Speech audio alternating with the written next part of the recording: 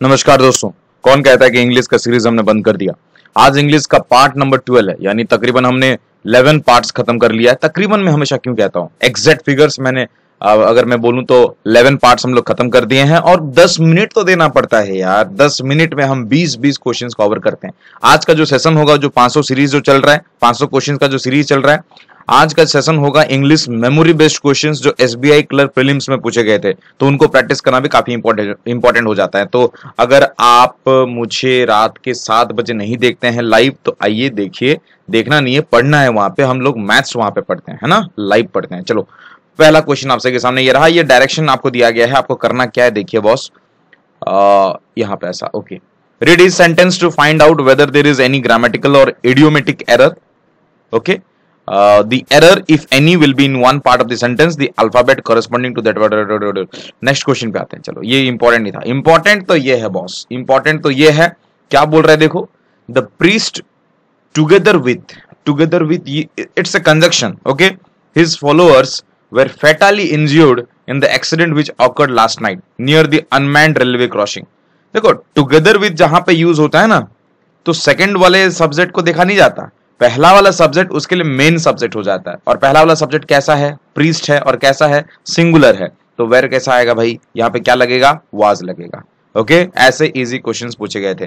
Next question पे आते हैं। सेकंड नंबर क्वेश्चन आप सबके सामने ये रहा। The young woman who is watching television in that room lived here for more than a year but she has never created any problem for us. एक बात बोलो, the young woman who is watching, ये क्या है, present tense है, am I right? उसके बाद क्या बोल रहा है, lived here कैसे हो जाएगा, ये तो पास्ट, सिंपल पास्ट दिखाता है ना। तो she has never created is fantastically correct, लेकिन lived here यहां पे नहीं होना चाहिए। यहां पे क्या होना चाहिए, has been living होना चाहिए, या तो फिर हैज लिव्ड होना चाहिए। इन दोनों में से कोई भी अगर आप यूज करते हो तो परफेक्टली सही है। ओके, नेक्स्ट क्वेश्चन पे आता है। तीसरा नंबर क्वेश्चन आप सभी के सामने ये रहा। Each of the employees whom the company has chosen to take part in the international seminar to be conducted in the city hall are up to the mark. जैसे ही देखा मैंने आर स्पॉट कर लिया, ये गलत है क्योंकि यहाँ पे ईच ऑफ लगा है।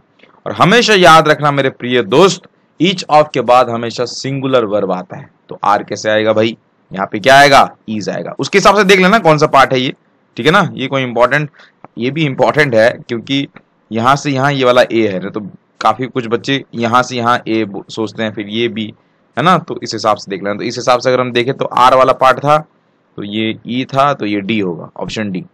नेक्स्ट क्वेश्चन पे आते हैं। नीडलेस टू से, no sooner were all these large and rather expensive operations finished when the main electricity was brought in and turbine become obsolete. Okay, अब देखो एक चीज बोलो, no sooner के बाद क्या लगता है, no sooner के बाद then लगता है। अब यहाँ पे when कैसा आया भाई, तो यहाँ पे क्या होना चाहिए, then आना चाहिए। अब when कहां पे देखो, hardly, scarcely, इसके बाद when आता है। ओके, ये चीजें भी आपको याद रखना पड़ेगा। नेक्स्ट क्वेश्चन पे आते हैं। तो 5वां नंबर क्वेश्चन आपके सामने ये रहा। Plastic bags less than 50 microns thick are banned but neither the states nor the city corporations cares to enforce this rule. देखो भाई, जहां पे नीदर नॉर ईदर, इसको आइदर मत पढ़ना, ईदर पढ़ना, ईदर और। तो ये जो होता है ना, सेकंड सब्जेक्ट को देखता है हमेशा। मैंने लेकिन उससे पहले क्या बोला था, कंजक्शन वर्ड्स जो होते हैं जैसे कि as well as, together with. Conjunction words मतलब समझ जाओ, कंजक्शन यानी रिलेट करने वाला, उसके साथ, है ना। तो ये फर्स्ट सब्जेक्ट को दिखता है, मतलब as well as, together with. अभी जो बोला था पहला क्वेश्चन याद है आपको। लेकिन नीदर नॉर, ईदर और, जो सेपरेट जैसा लगता है, मतलब ये भी नहीं कि वो भी नहीं, तो ऐसे चीजों में क्या करना, सेकंड सब्जेक्ट को देखना। और नॉट द सिटी कॉर्पोरेशंस बोल दिया, तो ये प्लूरल में है, तो केयर्स कैसे होगा, केयर होगा, क्या होगा, केयर होगा। नेक्स्ट क्वेश्चन पे आते हैं। 6वां नंबर सवाल आप सभी के सामने ये रहा। Tribal angst, what is angst, कोई बता सकता है व्हाट इज एंगस्ट? एंगस्ट का मीनिंग होता है गुस्सा, गुस्सा। देखो, गुस्सा से एंगस्ट जैसे थोड़ा सिनोनिम्स बता देता हूं। इर्क भी एक गुस्से का मीनिंग होता है, और क्या हो सकता है, इर्क हो सकता है, इरिटेट हो सकता है ना। ये वाला नया वर्ड है इर्क, ये काफी न्यूज़पेपर्स में देखा जाता है। Tribal angst over economic issues leading to the scapegoating. What is scapegoating? Scapegoating यानी सपोज मुझे आपका भलाई करना है तो मैं अपने आप को सूली में चढ़ा दूंगा, तो मैं अपने आप को सेक्रीफाइस करूंगा ताकि आपका भलाई हो, दैट इज कॉल्ड स्कैपगोटिंग। ओके, चाहे ये नादानी से हो, चाहे ये बेवकूफी से हो, चाहे कुछ भी हो, लेकिन मैं अपना सेक्रीफाइस करूंगा ताकि आपका अच्छा हो, that is called as scapegoating. So tribal angst over economic issues leading to the scapegoating of non-tribal long-time residents reflects the continued failure. Wait a minute, long-time residents, okay, fine, up to यहाँ तक fine है. Reflects the continued failure, okay, to forge a more inclusive politics in Meghalaya. अरे absolutely correct. This sentence is contextually correct, grammatically correct, and there is no error in the sixth question. Next question पे आते हैं. Next question आजा 7वां number question आप सबके सामने ये रहा. The prime minister has great power of implementing some useful schemes, fine up to this, but the ministers, fine up to this, have even greatest ability to fall them. No, greatest use नहीं होगा, यहाँ पे greater use होगा. क्यों होगा? देखो, हम क्या कंपेयर कर रहे हैं? पावर कंपेयर कर रहे हैं किनके बीच? प्राइम मिनिस्टर के बीच और मिनिस्टर्स के बीच. कंफ्यूज मत होना कि सर मिनिस्टर्स है ना, तो ऐसा मत करना. पावर कंपैरिजन किया जा रहा है प्राइम मिनिस्टर के बीच और बाकी सारे मिनिस्टर्स के बीच. तो ये कलेक्टिव नाउन हो गया और ये एक सिंगुलर नाउन हुआ. तो इन दोनों के बीच हम कंपैरिजन कर रहे हैं. That means we should use a comparative degree. Greatest नहीं होगा, क्या होगा? ग्रेटर होगा. Greater, greater, greater. Next question पे आते हैं. 8वां नंबर क्वेश्चन आप सभी के सामने ये रहा. The blunder mistake. रुक जाओ, मैं तो आगे बढ़ूंगा ही नहीं. क्यों? Because this here is the blunder. You have done or you have committed a blunder here. That means blunder itself is a greatest mistake. Blunder means a mistake. तो फिर blunder mistake लिखने का कोई जरूरत नहीं. The mistake लिख सकते हो, the blunder was the apparent, ये लिख सकते हो. तो दोनों को यूज करना एक साथ superfluous होगा. नेक्स्ट क्वेश्चन पे आते हैं. नेक्स्ट क्वेश्चन जो होगा दोस्तों, यहाँ पे मैंने इंस्ट्रक्शन लिखना भूल गया हूं मैं. ये जो पहला जो सेंटेंस है ना, ये वन जो लिखा गया है ये पूरा सही है और बाकी को आपको रीअरेंज करना है. क्या करना है? बाकी को रीअरेंज करना है. चलो समझ गया ना सवाल. देखो, crashes in the early days to be, ये फिक्स्ड है, ये फिक्स्ड है, इसको छूना नहीं है. अब बाकी को अरेंज करो. To be caused by technical faults of commercial jet standard such as mental fatigue in the, क्या लिख दे रहा है? ऐसा नहीं होगा. तो इसमें क्या करना पड़ेगा दोस्तों, मैं समझा देता हूं. इसमें क्या होगा मैं समझा देता हूं. चलो, crashes in the early days, कहां पे क्रैश हुआ? Of commercial jets. Of commercial jets यानी ये पार्ट ए होगा, ये पार्ट बी है, तो पहला तो बी आएगा, है ना. बी तो ये ऑप्शन में दिख रहा है मुझे. Of commercial jets tended, tend के साथ हमेशा क्या आता है दोस्तों? टू आता है. तो मुझे पता चल गया कि टेंडेड के बाद यहां पे तो टू लगा है, तो ये वाला पक्का आएगा. ऐसे ही पकड़ते हैं भाई, बी ए तो आ गया, है ना. Crashes in the early days of commercial jet standard, tended के बाद टू आता है. 10-2 होता है ना. To be caused by technical faults. कैसा फॉल्ट्स? ये कॉमा दे दिया है. कैसा faults? Such as mental fatigue, यानी सी आएगा. In the airplane, in the airframe और इंजन्स. BSCD होगा इसका आंसर. समझ में गए? नेक्स्ट क्वेश्चन पे आते हैं. 10वां नंबर क्वेश्चन. जल्दी जल्दी फटाफट निपटाएंगे. ऑप्शंस पे मत जाना दोस्तों, ऑप्शंस मैंने गलत टाइप कर दिया. ऑप्शंस पे मत जाओ, है ना. इसके हिसाब से करते हैं. चलो, ऑप्शंस नहीं तो और अच्छी बात है, और क्लैरिटी बनेगा हमारा question. There have been a lot of, ये तो फिक्स्ड है. मैंने बोला था फर्स्ट पार्ट क्या है? फिक्स्ड है. There have been a lot of. देखो, लॉट ऑफ क्या? लॉट ऑफ क्या? Drivers not obeying. No, not obeying. अरे नहीं नहीं नहीं नहीं. लॉट ऑफ क्या होगा? Lot of, there have been a lot of complaints. बहुत सारे कंप्लेंट्स हमें मिले हैं रिसेंटली. अबाउट किसके? किसके बारे में? अबाउट क्या मतलब? ये दिखा दिया कि ये वाला कौन है? बी. ये वाला बी तो पहला आएगा. अबाउट, अबाउट के बाद क्या आना चाहिए? कुछ तो सब्जेक्ट आना चाहिए. इन डाउन, यहाँ पे तो सब्जेक्ट है ही नहीं. The speed, about the speed limits हो सकता है, लेकिन आगे पढ़ के सुन लेते हैं. There have been a lot of complaints recently about the speed limits, हो सकता है. तो इस ऑप्शन के साथ जा सकते हैं. तो b, the speed limits, drivers not obeying. अरे फिर नहीं होगा, ये नहीं होगा. क्यों बताओ? देखो, there have been a lot of, ये फिक्स्ड है. लॉट ऑफ क्या मिला मुझे? कंप्लेंट्स मिला. रिसेंटली अबाउट किसके बारे में मिला? यानी बी तो पहला आया. किसके बारे में मिला? ड्राइवर्स. क्यों मिला? Not obeying. नॉट ओबेइंग मतलब ये तो आ गया, ए तो सेकंड में बनेगा. ओके, नॉट ओबेइंग, क्या ओबे नहीं कर रहे हैं? Speed limits. स्पीड लिमिट्स ओबे नहीं कर रहे हैं, यानी डी आएगा. कहां पे ओबे नहीं कर रहे हैं? In the downtown Boston. Okay, तो ये कौन सा है? सी, BADC हो जाएगा इसका फॉर्मेट। आते हैं फिर नेक्स्ट वाले सवाल पे। नेक्स्ट वाला सवाल देखो क्या कहता है। चाइनीज ऑफिशियल्स से, तो ये तो फिक्स्ड है, व्हाट डू दे से। अब ढूंढना, हमेशा ट्राई करना Chinese official say what do they say. Drop to A3, no, से के बाद ड्रॉप डायरेक्ट कैसा आएगा? What do they say low because of no. What do they say economic growth has, तो ये आ सकता है पहला, तो ये वाला आ सकता है। ये कौन है? C number part. तो और एक यहाँ ये भी ट्राई कर लेते हैं। Chinese official say what do they से द वर्ल्ड इकोनॉमी, तो ये भी आ सकता है भाई। तो पहला डी भी आ सकता है ना, डी भी आ सकता है। चलो दोनों कंडीशंस को लेके चलेंगे। ओके, अब मुझे बोलो दोस्तों, Chinese official say what do they say economic growth has, okay, has dropped to a 3 year, यानी ये वाला आएगा, ये वाला आएगा। इस हिसाब से जाते हैं। चाइनीज ऑफिशियल से the world economy, economic growth, तो ये वाला तो नहीं आएगा। The world economy low because, नहीं, ड्रॉप टू ए 3 ईयर, ये वाला आ सकता है। ओके, तो ए यहां पे भी फिट बैठ रहा है। अब देखते हैं आगे, थोड़ा मिटा देता हूं मैं इसको मिटा देता हूं। अब बोलो आगे क्या होगा। Chinese official say drop to a, Chinese official say economic growth has drop to a 3 year, 3 year क्या? लो, 3 ईयर लो, यानी बी तो पक्का आएगा। 3 year low because of CABD हो गया, because of the world economy. ये तो sense नहीं बना रहा है। क्यों नहीं बना रहा है? बिकॉज चाइनीज ऑफिशियल ये कह रहे हैं कि इकोनॉमिक ग्रोथ स्लो डाउन हो गया है। 3 साल से जितना स्लो डाउन नहीं हुआ था, अभी स्लो डाउन हो गया है। क्यों हुआ है? Because of world economy. ये कोई तो सेंस। Okay, fine. अब अगर इसको देखें ना दोस्तों, यहां पे क्या पता चलेगा? चाइनीज ऑफिशियल से डी के बारे में देखते हैं। The world economy drop to a 3 year low, drop to a 3 year low, यानी B, because of economic growth has, c, has के बाद तो इनकम्प्लीट हो जा रहा है, तो ये फॉर्मेट तो नहीं होगा, CABD होगा। ऐसे ही ढूंढना है आपको, ऐसे ही ढूंढना है। चाइनीज ऑफिशियल से क्या कहते हैं? क्या कहते हैं? इकोनॉमिक ग्रोथ हैज के बाद तो पक्का कुछ आएगा। ओके, तो हैज क्या हो गया? Drop to a 3 year low. Okay, low because of, यानी बी, बिकॉज ऑफ किसके लिए? World economy. ऐसा करना है आप, समझ गए? नेक्स्ट क्वेश्चन पे आते हैं।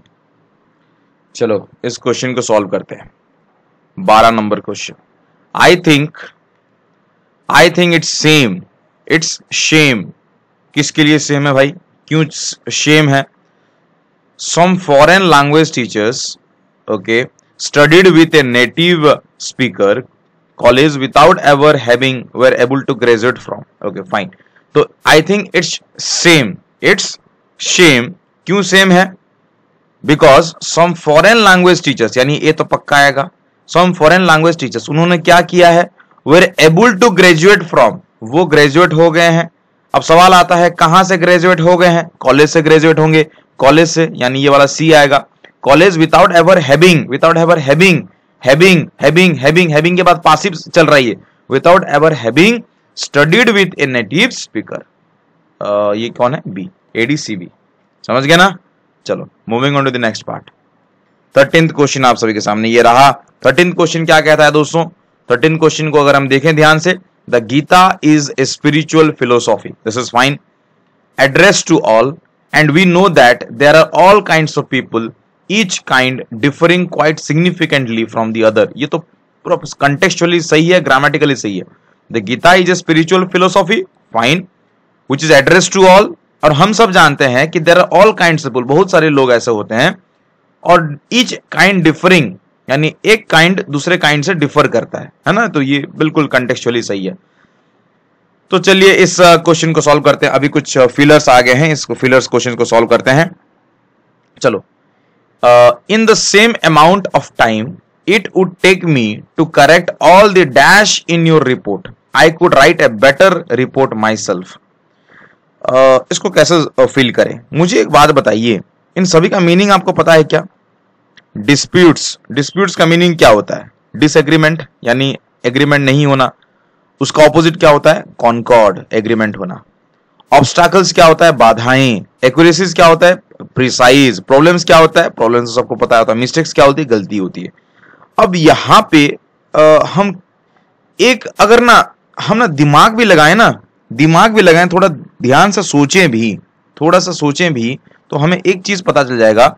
इन the same amount of time, एक मतलब सेम अमाउंट ऑफ टाइम पे it would take me to correct, क्या करेक्ट करना है, ऑल दी, क्या हम क्या करेक्ट करते हैं, हम क्या करेक्ट करते हैं भाई, हम प्रॉब्लम्स करेक्ट नहीं करते हैं, हम प्रॉब्लम सॉल्व करते हैं। हम करेक्ट क्या करते हैं, मिस्टेक्स करेक्ट करते हैं। ये पकड़ना है आपको। पकड़ क्या लिया मैंने, करेक्ट पकड़ा तो उसके हिसाब से मिस्टेक्स पकड़ा। समझ गए ना?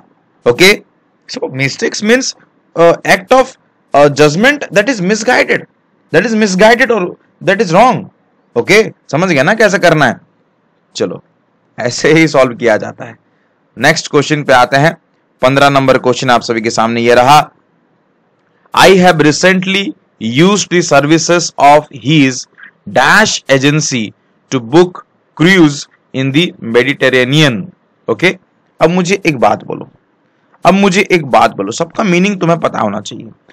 ट्रांसफर का मीनिंग पता है सबको, है ना? मूवर का मीनिंग भी आप बता सकते हो, मूव करना एक जगह से।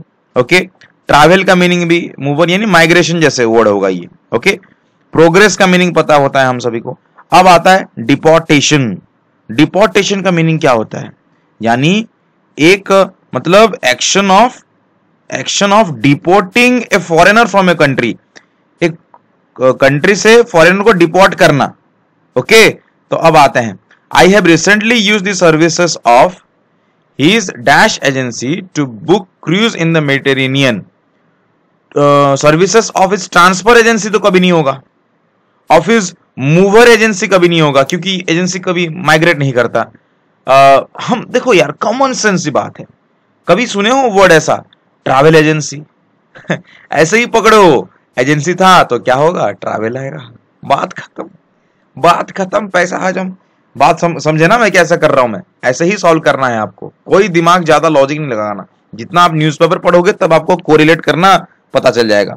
ओके, नेक्स्ट क्वेश्चन पे आते हैं। चलो, they would like local authorities to be given greater dash as to how the money is spent. मुझे एक बात बोलो, सबका मीनिंग पता है कि नहीं? सबको पहले इतना बता दो।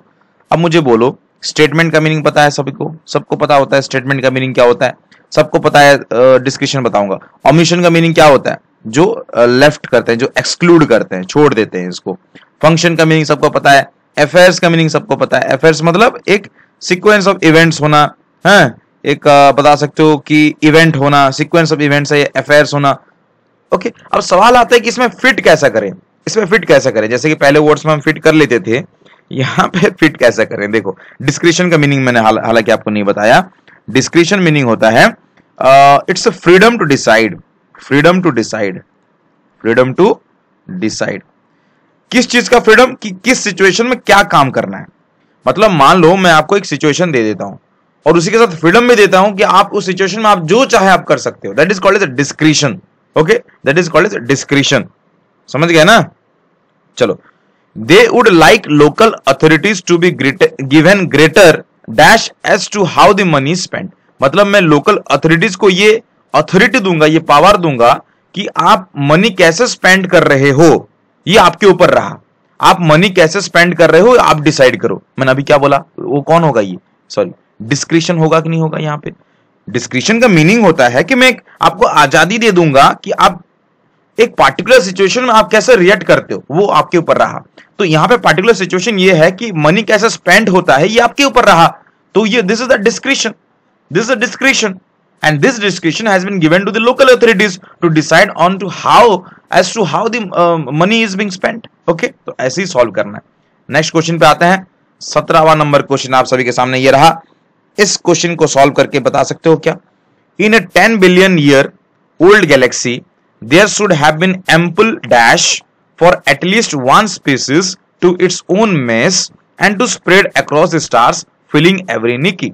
Okay, it's not niche, it's niche.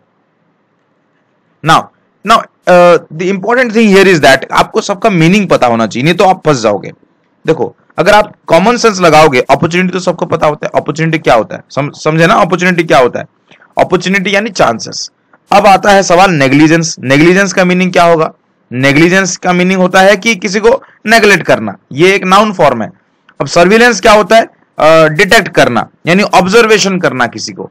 अब सप्लाई का मीनिंग क्या होता है? सप्लाई का मीनिंग और क्या बताना। एडवोकेसी का मीनिंग क्या होता है? जज करना, है ना, एडवोकेसी यानी जज करना।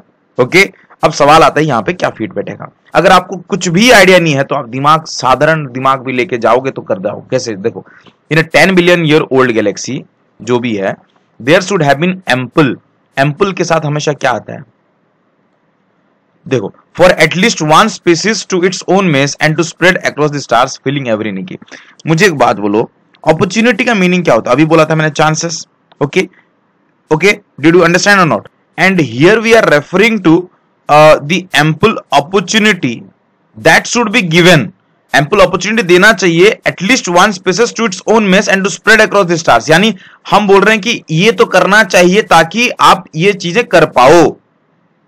बात समझे ना क्या कैसे आपको करना है यहाँ पे? Okay, did you get my point or not? So it means a time or set of circumstances that should be done in order to make this things possible. तो इस हिसाब से आप करोगे। नेक्स्ट क्वेश्चन पे आते हैं। 18 नंबर क्वेश्चन आपसे के सामने ये रहा। देखो, इसको भी मैं लॉजिक से करूंगा। लॉजिक से कैसे करूंगा? देखो, a true dash of the resources involve in sport would include the unpaid labour services. यहां पे क्या ऐसा चीज आना चाहिए ताकि that would include the unpaid labour services. मुझे एक बात बताओ, अनपेड लेबर सर्विस यानी अनपेड, यानी मैं उनको पे नहीं किया हूं ताकि लेबर सर्विसेज को मैं इन्वॉल्व कर सकूं, उनको पे कर सकूं। तो मुझे एक बात बोलो, a true growth of the resources होना चाहिए क्या? ग्रोथ ऑफ द रिसोर्सेज का कोई यहाँ पे मीनिंग नहीं बैठता, कंसिडरेशन ऑफ द रिसोर्सेज नहीं बनता। अब मैं अगर यहाँ पे एस्टिमेशन डाल दूं, एस्टिमेशन डाल दूं, अगर मैं यहाँ पे एस्टिमेशन डालता हूं तो मुझे एक बात बताइए, एस्टिमेशन क्या होता है? कि एक चीज को जज करना, एक चीज को जज करना, एक चीज को अनुमान लगाना, है ना, समवन और समथिंग। ताकि यहां पे अगर मैंने एस्टिमेशन लगा दिया, किसका लगा दिया? रिसोर्सेस का लगा दिया, इन्वॉल्व इन द स्पोर्ट जहां पे भी है, that would include the unpaid labour services. तो हमेशा एस्टिमेशन ऑफ द रिसोर्सेस में करूंगा, तब जाके मैं अनपेड लेबर सर्विसेज के बारे में कुछ सोच सकूं। Are you getting my point? तो इसी हिसाब से मैं करूंगा। शायद ये हमारा लास्ट क्वेश्चन था। तो thank you very much for watching this video और हैव अ नाइस डे। जय हिंद, जय भारत। आशा करता हूं कि ये सीरीज और चलेगा आगे। Take care, bye bye.